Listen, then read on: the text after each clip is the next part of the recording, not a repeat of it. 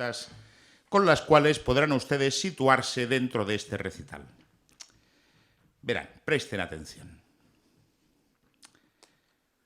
A las termitas les corroe la duda. Si el abogado se vuelve loco, ¿pierde el juicio? Si un minero se sorprende, ¿se queda de piedra? ¿A los cocineros se les va la olla? ¿Los heladeros siempre matan a sangre fría?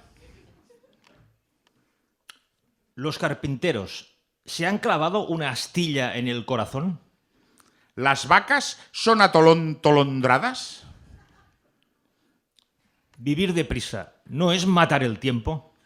¿Existen las casas encantadas de conocerse? Presten atención. ¿Se hacen mechas las mujeres a punto de explotar? Y en definitiva, si una mujer se hace la permanente, ¿se hace el hombre transitorio?